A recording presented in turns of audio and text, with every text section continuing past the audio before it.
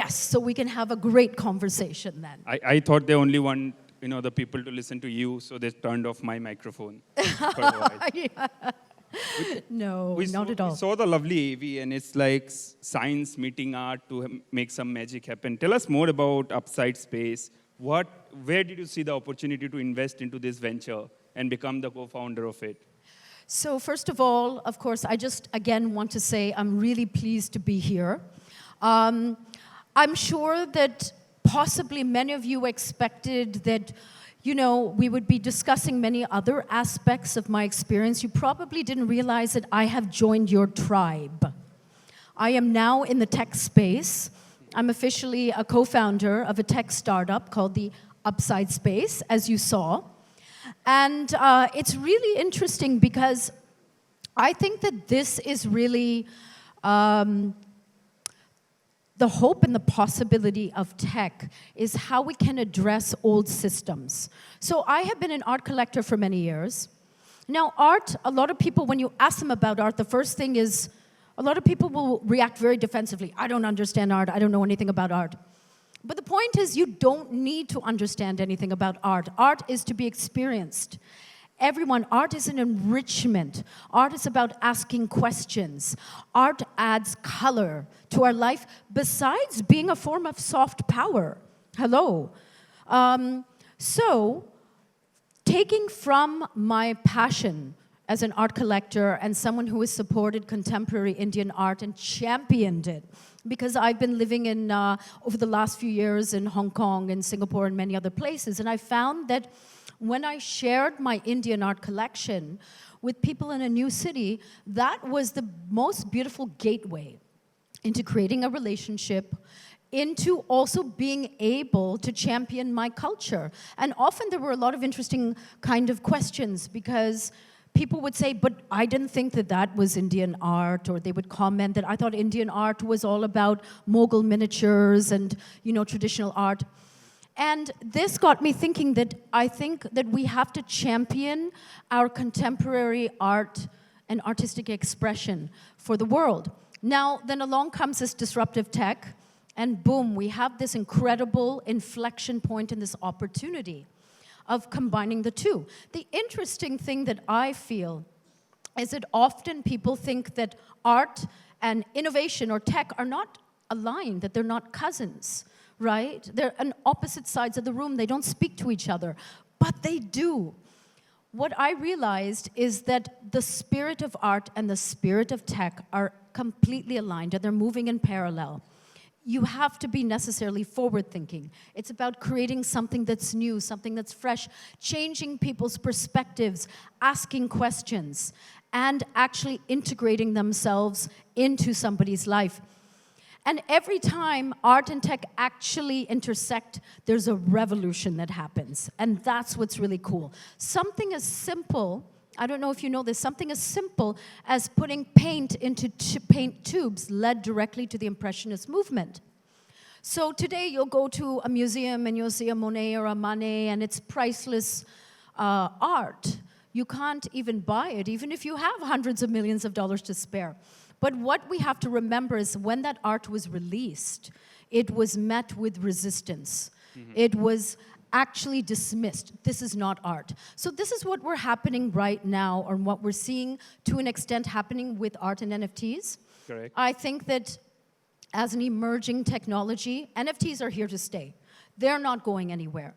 Just like if you ask somebody 10 years ago or 15 years ago, where do you store your personal photographs, right? What would you say? You would probably say in a photo album, Absolutely. Right? Today, people pick up their phone. No, actually, it's not on the phone. It's in the cloud, wherever the cloud is. So, this transition has actually been so profoundly integrated into our life that we don't even remember what we did with our precious memories and our personal photographs before. So I predict that this is what's going to happen with art NFTs. They're going to be very integrated into our life. It's going to take time into, figuring out the mass adoption. Mm-hmm. So what we've done is we've launched the Upside Space. It's a marketplace. It's a beautiful platform, if I do say so myself.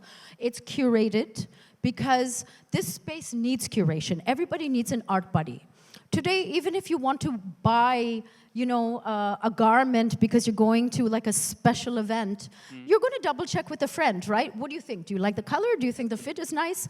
It's the same thing with art. A curator becomes your art buddy. A curator expertly chooses art and artists who they believe will increase in long-term value. So that's number one. A curator offers a window into a particular region or part of the world. They become the storyteller. So we are focusing on Southeast Asia, South Asia, and the Middle East. But what I realized is that this is where I had to actually employ my creative problem solving, which I have been actually an expert at ever since I landed in India at 16.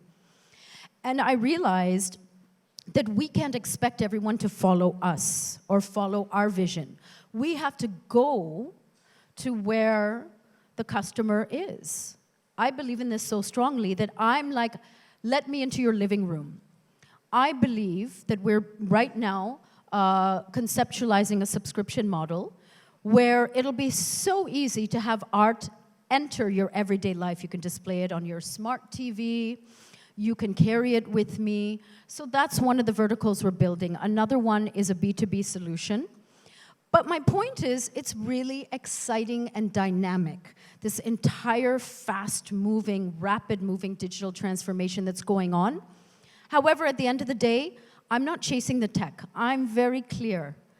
I'm trying to use the tech to solve a solution. I'm an art platform. I'm not even a tech expert, but I know what I want to do and I know the values of what we want to bring to the world. So that's what the Upside space is about. And what explains the usage of words that I saw on the video? I mean, transparent, fair, curator-led. Why did you decide on those principles? Because these are directly addressing the current system. Okay. If you know anything about the traditional art ecosystem, basically it's a very closed, exclusive system. It's not transparent. It's gallery-led. Artists are not able to access collectors directly. Often an artist will sell a piece of work. They're not even informed by the gallerist that the work has been sold, and they're not sure that what the actual commission structure is about. So this is directly addressing a lot of that to create this equitable, very transparent, because everything is obviously logged onto the blockchain as well.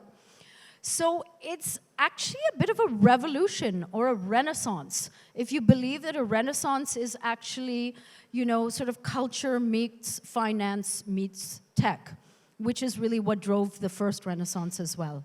Fantastic. And talking about, allowing space for outsiders to enter, I mean, that's how you seize the opportunity. If I believe it correctly, you came for a vacation in India as a teenager, and that's how ended up being the cover of Bombay Dying. Tell us the story. So I am the classic outsider story.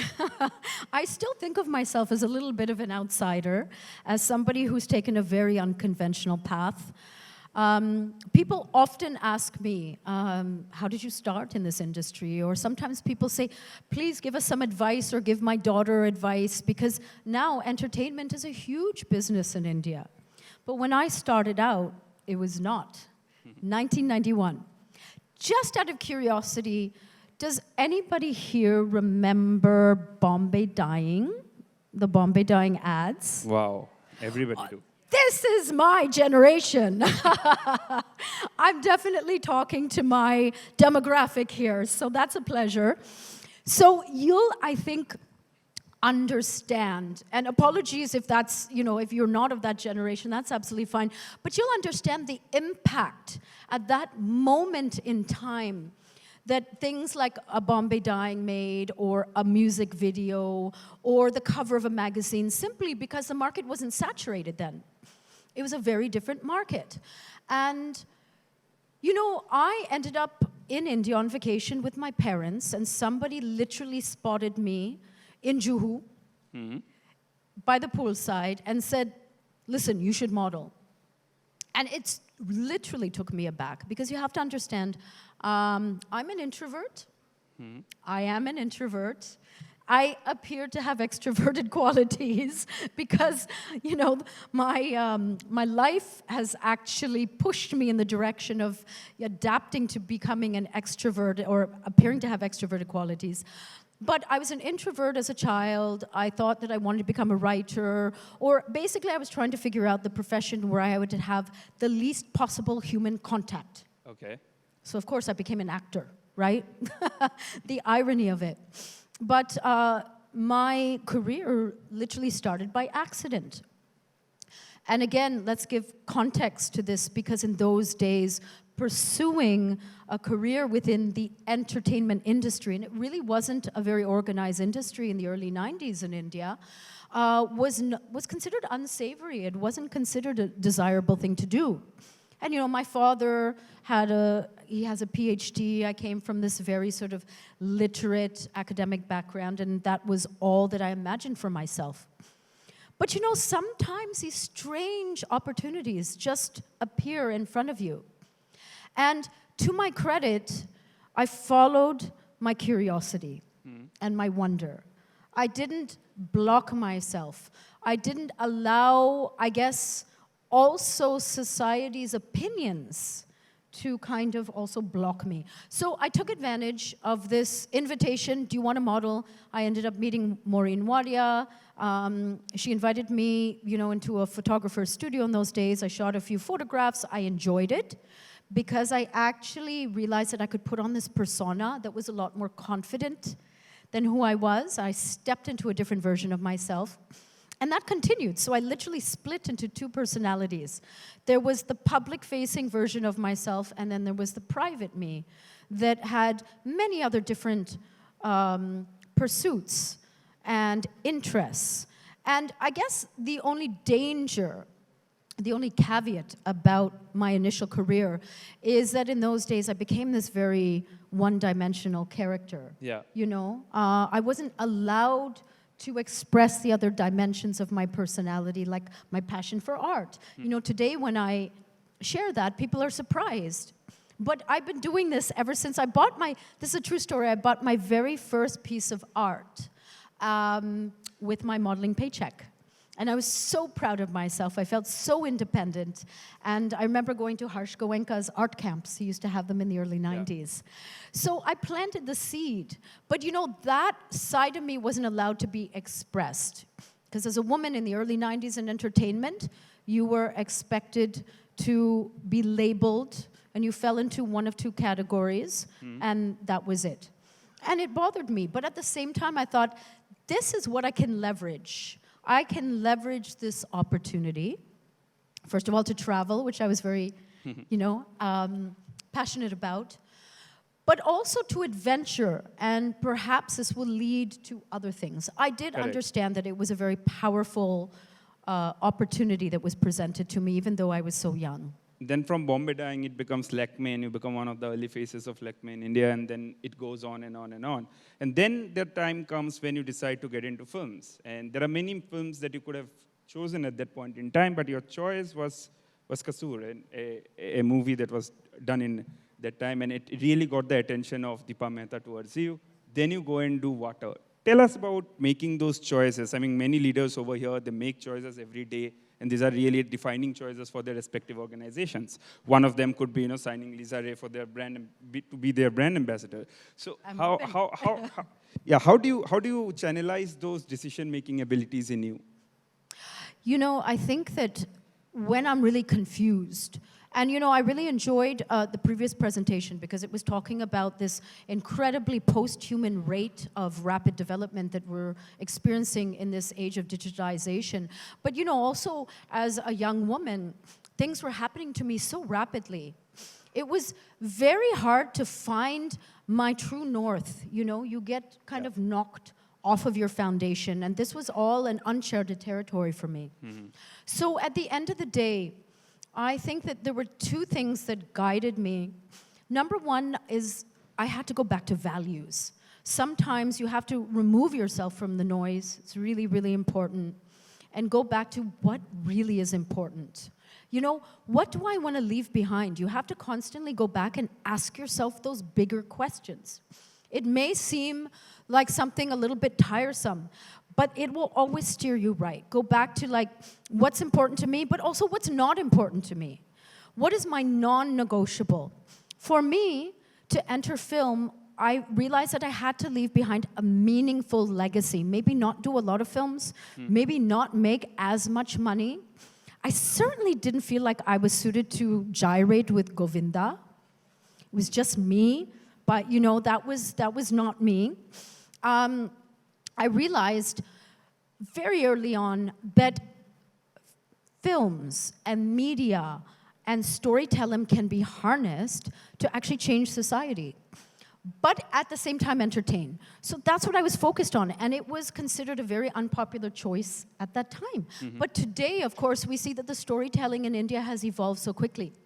So maybe, fortunately or unfortunately, I was a little bit ahead of the curve from that point of view, but I managed to find the projects that I felt 20, 30, 40 years from now, when I look back on the films that I've made, will I be proud of it? Will I want to show my kids those films? That was one guiding factor for me. And I did want to have fun. I wanted to learn also on the go. Also, the reason why I chose Kasur is because it was one of the few female-centric and female-driven films of that time. There was almost no other films with that kind of subject matter.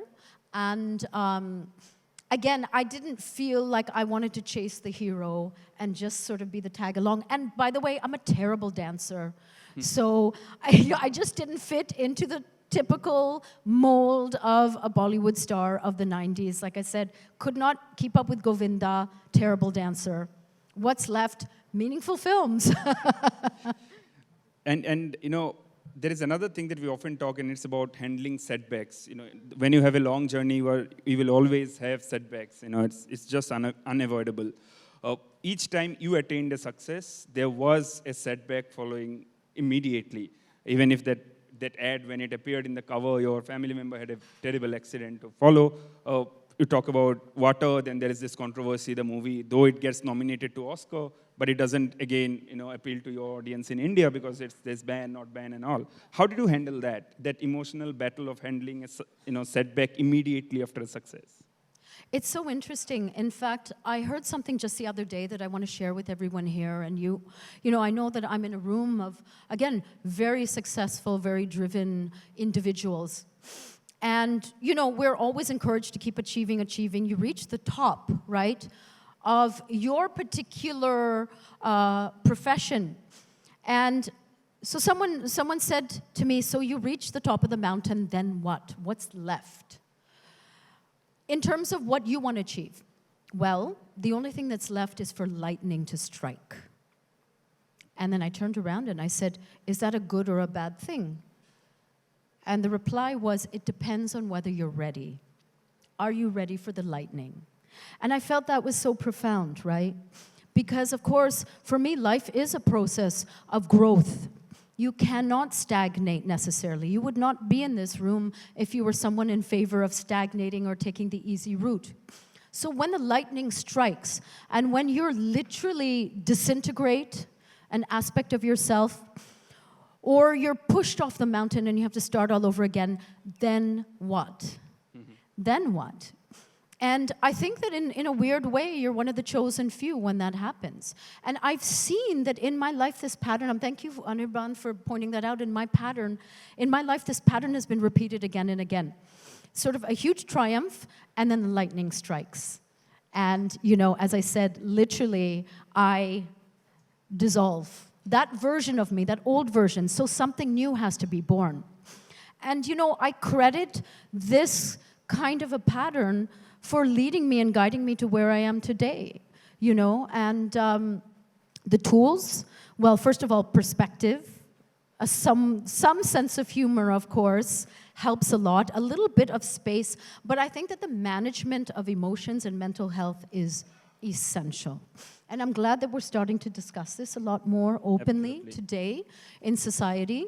It was something that was pushed under the rug. But for me, I have a long practice of both meditation and yoga. And this was established even before I was diagnosed with cancer.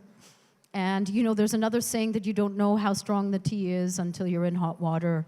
And that certainly has been me when I needed those tools, when I've really had my back against the wall, when I've just disintegrated. Those tools have really come through for me. So, I can't overstate the importance of that and taking care of mental health, taking mental health breaks as well, and gaining perspective as well. Getting away from the noise. Yeah. Like, maybe I'm an only child and I do enjoy having solitary time, so I've always inclined to take some time away. And, I was doing a lot of silent retreats or just wellness retreats. Correct. And I know it sort of sounds like, oh, but that's impossible, I'm so busy. Like, I find myself saying the same thing. But you know what? You have to prioritize that. Schedule it into your schedule, Put it in just like it's a work meeting. Whatever it is that rocks your boat.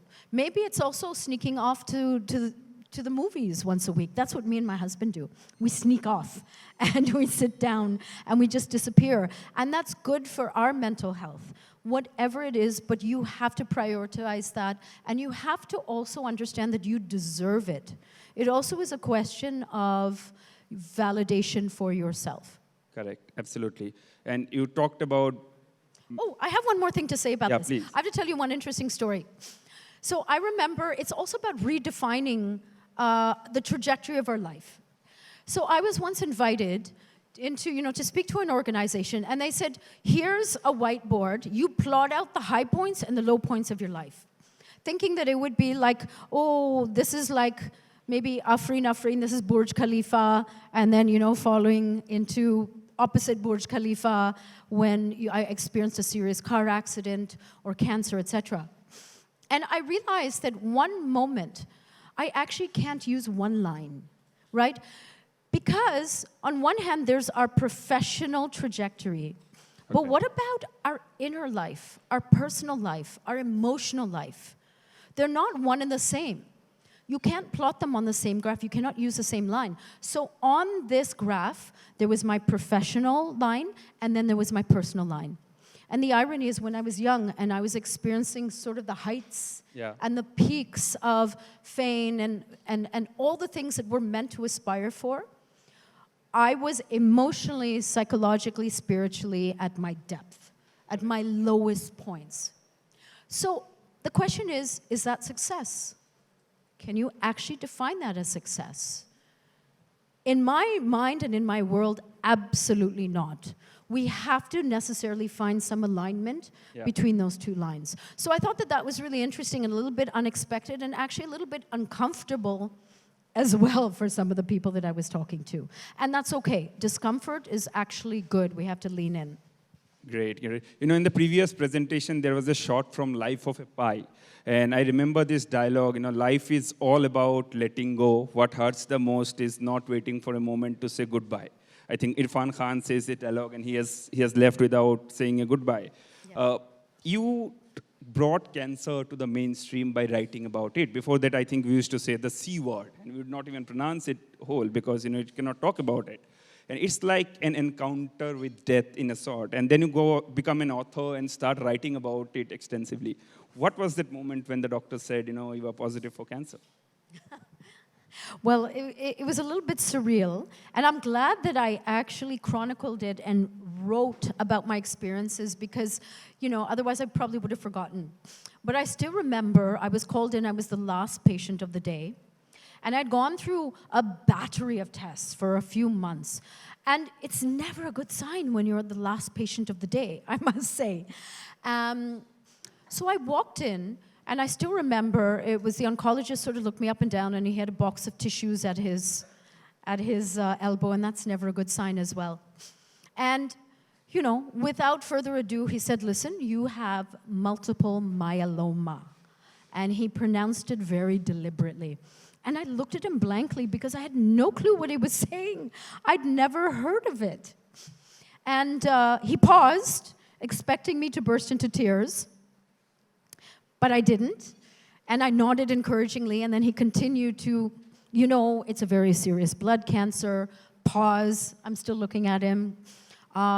Normally, people who are diagnosed have 5 years to live, pause. Like, it was almost like he was trying to provoke a reaction from me. And I was sitting there blinking and, with a slight smile on my face. And at the end of it, like, I literally saw there was sweat running down the side of his face. And then at one point I said, Doc, hang on a second. Would you like a glass of water? Because he was looking so traumatized, and I was perfectly calm. But let me explain what was going on internally. Here's the thing, and this is something we don't talk about enough. Deep down inside, you know intuitively when something is wrong. And I think we don't talk about the power of our intuition enough, neither in our professional life nor our personal life. But I knew instinctively something was wrong, and at one point, I simply wanted to know what was wrong so that I can address it and be practical about it. So in a weird way, finally receiving a diagnosis after 3 or 4 months of incessant testing was a relief. Oh, now I know what I have, now we can figure out what to do. And the other thing that happened is, again, I credit both my meditation practice and maybe a little bit of my creative imagination. As soon as he mentioned the word multiple myeloma, there was a part of me that said, okay, this is not ready, but this is not going to be good, but this is not the end. Instinctively, I knew that this was not going to be the end of me. Now, whether that was willpower, whether that was actually something from the beyond or the divine communicating with me, I can't tell you for sure. Whether that was my own imagination, I don't know. But it's irrelevant because you know what? It was that voice that guided me. It was that voice during my deepest, darkest moments that propped me up. Until, of course, I went public and shared my diagnosis. And then I was actually able to benefit from the incredible blessings and the power of community. And that voice is also what pushed me to announce my diagnosis publicly, because nobody had ever done that before me. And I ended up announcing, actually in a very, incongruous place, which is the red carpet at the Toronto International Film Festival. I was already about a month and a half into my treatment. And I was on very heavy steroids, and I had gained about 45 pounds, so I was unrecognizable. And the first compulsion is to hide. Like, you don't want anyone to see you like that. And I had not publicly announced what I was going through. But I was invited to be on the red carpet. And let me tell you, the red carpet is really, really overblown. Today, we're all like, oh, red carpet, look at this. It's horrible. It's horrifying. People look you up and down. People critique you, especially as a woman. Oh, she's gained 5 pounds. She's lost 5 pounds. You become reduced to this very singular, again, one-dimensional image, which is not me. So this was such an important breakthrough moment for me. First of all, I decided I'm not going to be ashamed. I have nothing to be ashamed about. First of all, cancer is something that is on everybody's lips. You ask everyone, I'm sure everyone, even in this room, will know somebody that you know has been touched by cancer. So why are we hiding from this? Why is it a taboo? Why should I feel ashamed for going through something that so many other people are experiencing? And then secondly, I truly believe that by speaking openly, I could harness the power of community. We talk about it in the digital age, the power of collectivity and community, right? It is very, very powerful. What we keep in the shadows will always have control over us. What we bring into the light will naturally, it's just like if you hold a fist, you're never going to actually be able to benefit. When you open your hands, you actually receive. This is receiving. This is repelling. So I said, okay, I'm going to go onto the red carpet, 45 pounds overweight, and address a few things. I'm going to talk about my diagnosis. I'm going to announce it. I'm going to finally, in this very superficial, shallow setting, talk about something that's important to me. Maybe wrench the spotlight and be able to say, look, there's more important things to talk about. Let's talk about this cancer. Let's talk about raising funds. Let's talk about what it's like to go through cancer. That was really important. Secondly, I was addressing this horribly shallow part of the red carpet that I would always felt self-conscious. I never felt that I could be myself. I always felt like it was an out-of-body experience. So the irony is when I walked onto the red carpet in a very unrecognizable form, I was the most confident I'd ever been. I was completely unself-conscious. And I broke that, that kind of stranglehold that it had held over my self-esteem. So many things happened by just putting one foot in front of the, really stepping into uncharted territory. But I believe in what I'm doing. Again, going back to that belief, values, and gut, and obviously mixed in with a little bit of pragmatic, a bit of a pragmatic attitude as well. Great, great. There is always light at the end of the tunnel. Thank you very much for your time. It was fantastic going through the stories that you have shared. We'll now break for questions from the audience, but yeah, a round of applause for her. Thank you. So yeah, can we have the microphones? Oh yeah, so we just decided to put together this thing. So I've written a book which contains these stories and many more. Again, fulfilling, manifesting my lifelong desire to be a writer. So this book actually represents a lot. So we just thought, just for fun, maybe how should we do this, Anirban? Either we'll ask some questions, maybe we'll reward the best 3 questions, or should we ask one question and see if everyone's paying attention?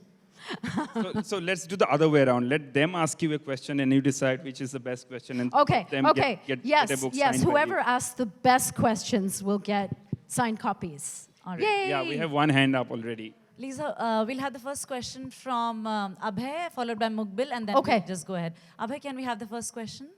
Or Yeah. I know there are too many questions, but we'll try to We'll try to accommodate whatever as many time as we have. Yeah. Hi, Lisa. Great fan of yours.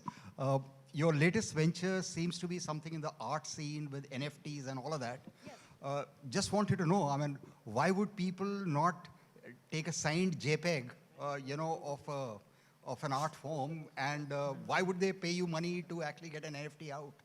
What's your take on that? Sure, very good question. That's the value prop that we're offering, of course, because we are actually reimagining a new art ecosystem. The difference between a JPEG and an art NFT is the blockchain. It's the authenticity that you receive, right? I mean, NFTs are not the actual artwork, but the NFTs are the actual code of authenticity that is actually uneditable and immutable. It will continue indefinitely. So this has been a problem, right, for many, many years. Fraud within the art world. How do I not just authenticate what artwork I have, but how do I ensure the provenance of what I have? Also, the blockchain encourages a very easy exchange of the artwork as well. You don't need a middleman, right? It simply is, okay, here, would you like to buy this artwork? Here you go. I will transfer then the NFT to you. So NFTs address not only in the art world, as we know, they're going to be addressing all manner of security issues and authenticity issues within many different industries. So, but also, look, art is not just subjective. It is subjective, but as I said, it's a form of soft power, right? And we have to start also respecting the power of the artist.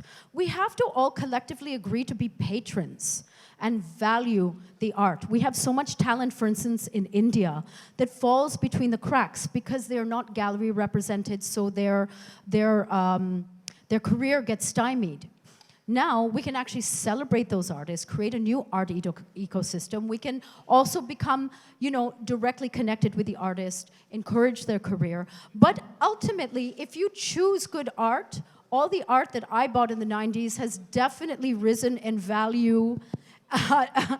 Look, I believe that it's a digital asset that, when we're talking about fine art and not the speculative aspect of NFTs, we're not dealing with the speculative aspect of NFTs or the collectible aspect, and not even we are decoupled from crypto as well. But as a long-term asset, I believe that if you choose your art wisely, and we do the choosing for you, we find those gems for you, there's almost nothing to replace having a certain portion of your assets allocated to digital assets in the form of digital art. Great, great. Next question. And please introduce yourself before asking the question. Hello. Hi, Lisa. My name is Ekhlaq, and I have an apology and a thank you, and then a question. My apology is, when I first heard that you were coming, I thought this is another celebrity, another pretty face, and this is going to be just a kind of a superficial session. And I came in because my session is going to be next or next after next. But I have learned a lot and have been inspired by this entire conversation and what I heard today. So thank you very much. I watched Afreen. I'm from that generation. I've seen the Bombay Dyeing ad. That was entertainment, but today was inspiration, and inspiration beats entertainment any day. So thank you for that. My question is, you said that in a company of professionals, you ask them to plot their life journey and whether it went up and down or not. So when you gave that exercise, what did you find? Did people have a more of a even-keeled life, or did everybody's life go up and down? I think that's an excellent question. That's a good question, for sure. I think, obviously, you will only get so much out of this exercise as what you're willing to put in and how vulnerable you're willing to be. And there was variation, but by and large, I think often, it takes that one person willing to be vulnerable to be able to open that up in other people. So I think because I was willing to be very open and vulnerable, and then one other person, then I saw a lot. I mean, there was a huge variation. Huge variation. Talk about S-curves. And I think that the point of also something like that is also for all of us to recognize what connects us. And to be honest, it's not really our successes, it's our challenges that connect us. And that's maybe the starting point. You know how now in like social discourse and stuff like that, everyone meets each other, hey, what do you do? And people are trying to, one-up each other, or trying to first and foremost share their successes. And listen, no shade to that. That is the way that we're taught and conditioned to interact with each other. But imagine if we came to each other and shared our failures first and interacted on that level. All of us, because everybody has gone through failure and difficulties and challenges. I would challenge anyone who says that they don't. We're just not conditioned to share that. But those are the points that connect us. Those are the points of growth. And had that failure, I bet you anyone who looks back, had that failure not happened, this success would not have happened. It's a whole idea of like, how can you experience light without darkness? It's very fundamental to who we are as human beings, to I think share those and discuss those. I think even as like right now leading my own team, it's a small team. It's a small team because we're an early stage startup. I'm constantly learning a lot and trying to apply this into now my business. Being able to own mistakes that I make, being able to be vulnerable.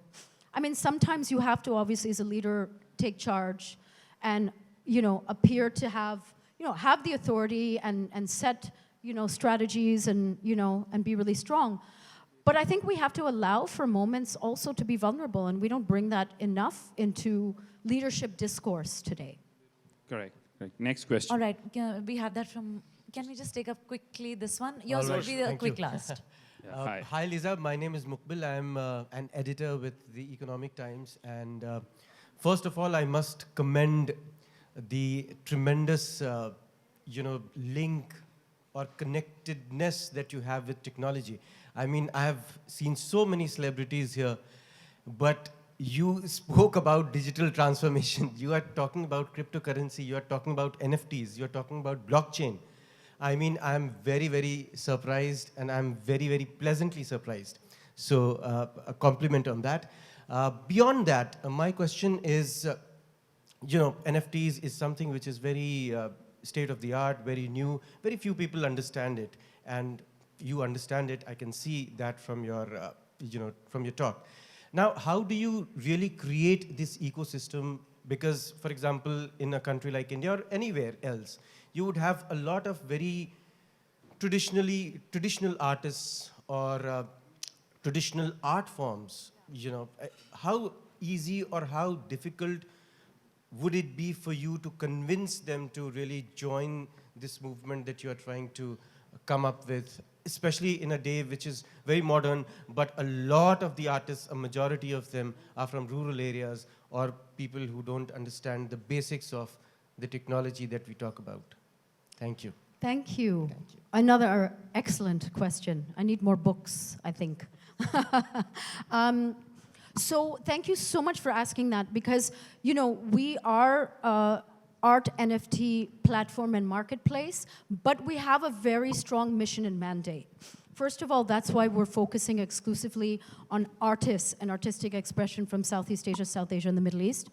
Because we feel, first of all, the art from these regions is undervalued, largely.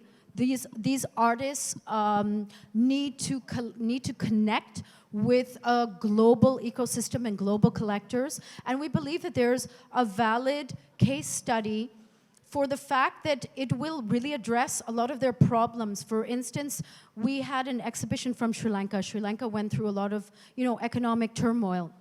When we actually had an exhibition, I went there physically to champion the artists, I realized, and I didn't expect that we would even sell anything. It was more like just a gesture. We sold 3/4 of the NFT art, and it was a case study in how, when the local conditions are volatile, the people who suffer the most first are often the creative community and the artists. But if you can actually access a global community, you have a chance at having a steady income that isn't dependent on local conditions. But having said that, so our passion is to bridge the two worlds. We are not a completely Web3 platform. We're not completely Web2. We're 2.5. And I think that that's really important right now, because most of the world has not grasped the potential of NFTs yet. So what we do, and that I think very few other platforms do, is we will assist an artist with digital interventions. So we are one of the few platforms that has been working with about 75% of artists who are not digital natives, who are studio artists, who are analog artists, who produce physical canvases. So we will partner with them and provide the technical expertise to convert their physical canvases into NFTs, and on top of that, add digital interventions. So we were very thoughtful. We thought, as it is, there's so much talent in art. You know, as he said, and we are actually having an exhibition upcoming, I think in October, which is around Pujo, actually, but we'll be partnering with Gond artists, with Patachitra, you know, artisans, to help convert them. Because we want to give them the tools. We want to empower artists. That, as I said, is a mission, a mandate that goes beyond the commodification of what they're doing, right? Artists from these regions have enough obstacles. Tech should not be another obstacle. Tech should actually be freely available. Tech should actually empower them. But that's not quite happening yet, whether it's because of language issues or some form of intimidation and not being able to easily access. So we're doing our bit. It's going to take time, but we've actually thought this through, and that's really, really important. We have a very ambitious, as I said, mandate of reimagining the entire art ecosystem. It's going to take time, but we're laying down the train tracks. All right. Great. Great. Anirban, can I? Brilliant answer. Thank you very much. Please allow me to mediate. Just one last question from the gentleman there, and a short one, please. Yeah, and I'll keep my answer short, too. I talk a lot, sorry. Not at all. We're loving that. Can I ask Please a question now? Yes. Great, thank you. Yes. Lisa, hi. My name is Vipin Gupta. I'm from Starbucks, so I hope you're a Starbucks customer. I picked one up from the airport on the way here. Great. Thank you very much. Thank you. So my question is, I think, first of all, as other peers of mine have already said, that it has been a very inspirational session, and I feel the fact that you're here looking as we saw you earlier, I think it's a great significance, or it symbolizes a lot of strength and resilience. My question is that when you were going through this whole challenging phase, it was not like you just had an incident and you know that after 3 days you'll be back to a shoot or something. It was an extended period. What sort of, when you got up in the morning, what drove you? You know, because you probably, somebody in your position wouldn't know whether the same thing will come back or not. But I think it's great to be back, you to see here. But what led you through that journey? When you get up in the morning, what did you tell yourself that it'll all be there? No, that's a great question. It wasn't any one thing, but I certainly, so in a weird way, as I said, just going back to the fact that I'm an accidental actress, and I actually felt very confined and almost suffocated by the labels that were thrown on me. That in a weird way, cancer released me from those labels. I was actually able to write for the first time. So writing was very therapeutic and cathartic for me, number one. And being so open, being able to share my journey openly. That was really important. And you know, even on the dark days, I would write and I used humor. I sprinkled in humor to be able to, you know, find something in the day. I just had this inner knowing, as I said. I kind of had an inner knowing that I kept going back to, that this is not the end. You know, it's not going to be easy, but you're going to get through this. And that kept coming up again and again. I guess I'm not a quitter, number one. And yeah, very simply put, and I'm also very stubborn. I was very stubborn. It used to drive my mother crazy. I just wanted to do what I wanted to do, how I wanted to do it. And when I was young, it got me into a lot of trouble. But I think in some way it saved my life in the end. Because even after getting a dire diagnosis, I literally looked at the statistics and the data that, you know, the hematologist offered me. And that this stubbornness kicked in. And I said, okay, that's fine. But you know what? I'm not a data point. So I don't believe in this. It's great that you have this. And, you know, I mean, please keep researching, but this is not me. So I think often when I find myself really challenged with my back against the wall, I get really stubborn. And today, when I see that quality in my daughter, in one of my daughters, Wow. and I find myself in my mother's shoes, because that's what life is like, and life is a big circle. And I'm like, stop being so stubborn, Sufi. But then I stop myself and I think, this is who she is. I'm sure we'll keep butting heads. But it's a very, somewhere, we don't talk about that quality as being very valuable. I mean, some of our greatest innovators of our time are stubborn. Steve Jobs, stubbornest guy probably on the planet. He just had his vision and he went for it uncompromisingly. So I think as long as it's somewhat tempered, in your personal relationship, stubbornness, I think, is maybe an underrated value. Great, great. Now you have to choose 3 questions. We'll just choose them and we'll do the book signing later off stage. Okay. But they were all good. That's the You choose. I'm not. No, you choose. Oh, wow. Okay, can I sign it? Later we'll do it off the stage. We'll do it off the stage. Yeah, you can give it to me. Yeah, I'll sign it. Sign, Oh, for sure. that's really sweet. Thank you. No, yaar. Can we give something else also? So we leave it for you to decide. We'll give you some more time so that you can, you know, decide and do the book That's so signing. sweet. Can I have this? Thank you. Yeah, we'll really do the book signing downstairs of the The stage. problem is that they were with the all camera. good questions. That's why Okay, we'll give you more time. let me put it this way. Who wants to sacrifice on behalf, because there were 4 questions, right? Yeah. Yes. So I will give it to our 4 participants who will so sweet. Oh, we've got somebody who's willing to sacrifice. He's just being fair. He's from the same ET team, so he doesn't want to believe it's fixed. But that's great. That's great, right? We turned it on its head, and that is a beautiful gesture. So we have the should all 3 winners. You know, before we let you go, I have to do one more thing. Yes. And that's like leave, you know, you chartered into many uncharted territories, and these are the top CIOs of the country. They'll soon get into a cricket championship, and that's not really a chartered territory for them. So leave them with this one, you know, some encouragement for them to get into the championship of cricket. And then we'll show you some glimpses of how they did when they played cricket. Oh, really? I don't understand. What do you mean? I mean, they will soon play a cricket tournament. So just Are you serious? leave Here? them with- Here? Yeah. In Can we Goa? have the AV, please? Okay, I want to see this. Yeah. Show me.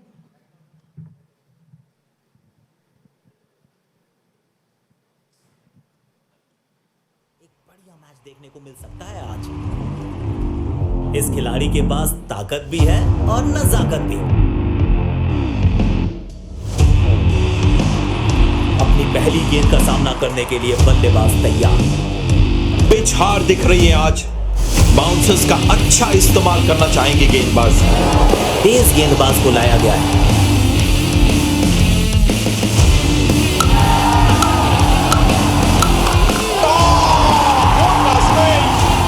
We might not be professional cricketers, but we know how to score big in the boardroom and on the field. We may not have trained hard due to work, but we will make sure that field gets our best. दो सलामी बल्लेबाज pitch की ओर बढ़ते हुए।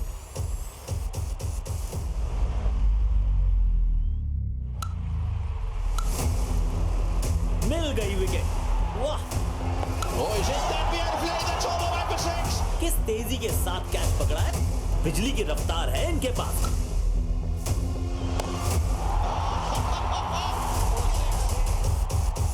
We take this opportunity to connect with our colleagues and bond over our love for cricket. Watch us as we showcase our skill, score big, and have a great time doing it. Right shot, oh, it's a biggie! Straight over the top. सुंदर shot. Giving the target is gone. Outstanding गेंदबाज।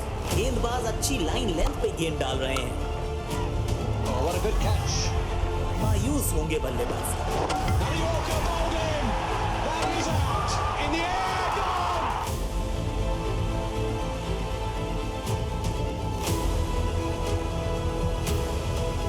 Get ready for the most exciting cricket league yet. The ET Leaders League Cricket. Coming soon. That was the trailer, and just leave it all the best. That was awesome. That was really serious. What swag. Those shots right in front. That was crazy swag from everyone, right? Oh, so what do you want me to say? Just say all the best to them in your way.